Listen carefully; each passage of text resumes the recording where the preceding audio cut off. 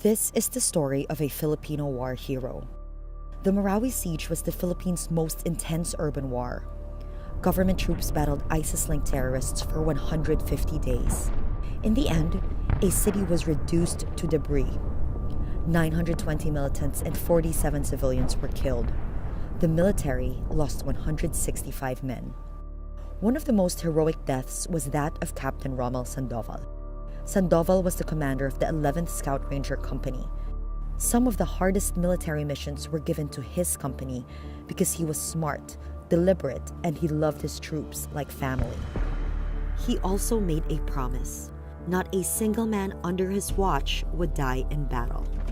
On September 10, day 111 of the war, Sandoval's men were asked to go on a dangerous mission to retake one of the few remaining strongholds of the enemy. The war was winding down. It was crucial to take over the 5-story land bank building near Lanao Lake to push the military towards the edge of the city. There had been 2 previous failed attempts by the military. Sandoval and his men were determined to take it that day. There were over 26 terrorists. They fired at the building first to clear it. After seeing there might still be terrorists on the ground floor, they put a ladder against the building, climbed, and entered the 3rd floor. Then they cleared the other floors until it was only the ground floor left. The 1st floor was more difficult. After dropping grenades to scare off any remaining terrorists hiding below, 3 rangers descended to the 1st floor before realizing it was still too risky. The enemy spotted the 3 rangers as they backed up to return to the 2nd floor. There was an exchange of volume fire. In the gunfire, one of the men, Corporal Jason Mante, was hit on his hand. As the other 2 managed to make it back to the 2nd floor, Mante chose instead to drop to his stomach. He knew his injury would slow him down and that he would expose himself longer if he tried to come back up too. A concerned Sandoval sent 4 troops to try and recover Mante. They were unsuccessful. Knowing the military would not leave Mante behind, the enemies watched closely, aiming at any soldier who tried to come down from the 2nd floor to save him.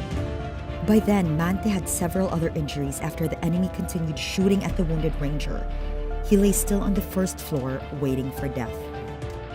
2nd Lieutenant R.V. Ventura, the platoon leader who had been constantly radioing updates to Sandoval from the 2nd floor, recalled that Sandoval came down to where he was to assess the situation himself after several failed attempts. And then Sandoval disappeared from Ventura's side without a word. Sandoval had found a hole created by the enemy that led him to another building, another route to save Mante. When he saw that Mante was no longer moving, Sandoval made a decision. He could not bear to see any of his men die. He instructed his men to give him cover fire and ran towards Mante. Ventura recalled that when Sandoval got there, he checked Corporal Mante's pulse, and as he tried to pull him to safety, the enemy spotted him. Sandoval's first hit was on his side.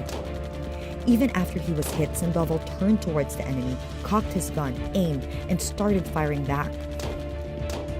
The enemy hit him on his neck, then his cheek. The hit on his cheek was fatal.